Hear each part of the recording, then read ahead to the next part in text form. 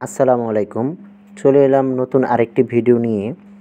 আমাদের কৌতূহলী মনে মাঝে মাঝে একটি প্রশ্ন জাগে, আমাদের আশেপাশে যে হাই ভোল্টেজ লাইনগুলো চলে গেছে টাওয়ারের মাধ্যমে, এগুলোর মধ্যে একটি নির্দিষ্ট দূরত্ব পরপর কিছু বল দেখা যায় যেগুলো ঝুলে আছে।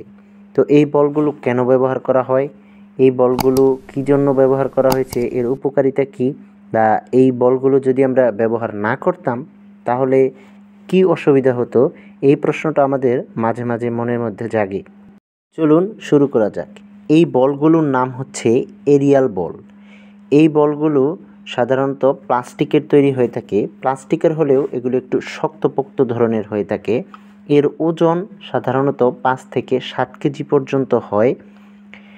এই বলগুলা লাল, কমলা, হলুদ এবং সাদা বর্ণের হয়ে থাকে। তবে এইসব বল কোথায় কোন রঙের ইউজ হবে তা নির্ভর করে আশেপাশের পরিবেশের উপর নির্ভর করে।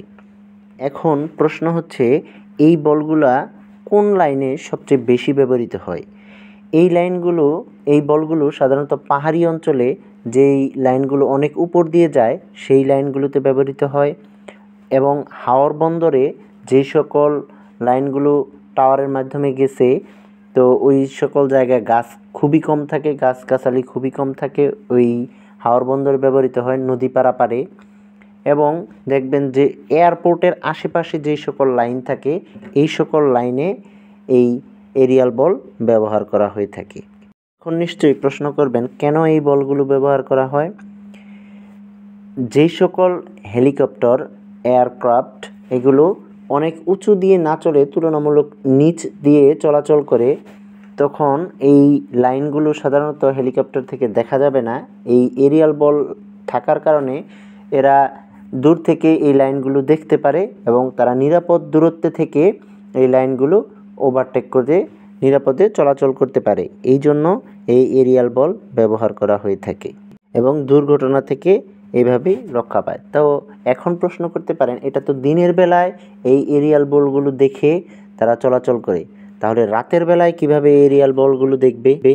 সেই ব্যবস্থাও আছে। এই এরিয়াল বলগুলোর ভিতরে বা মার্কার বলগুলোর ভিতরে হাইলুমিনেন্স এলইডি লাগানো থাকে, যা রাতের বেলায় জ্বলে সংকেত দিয়ে থাকে, বা এরোপ্লেন থেকে এই বলগুলো বাতি জ্বললেই তারা বুঝতে পারে। তাহলে প্রশ্ন করতে পারেন, এই উচ্চ ভোল্টেজের মাঝে এলইডি লাইট কিভাবে জ্বলে?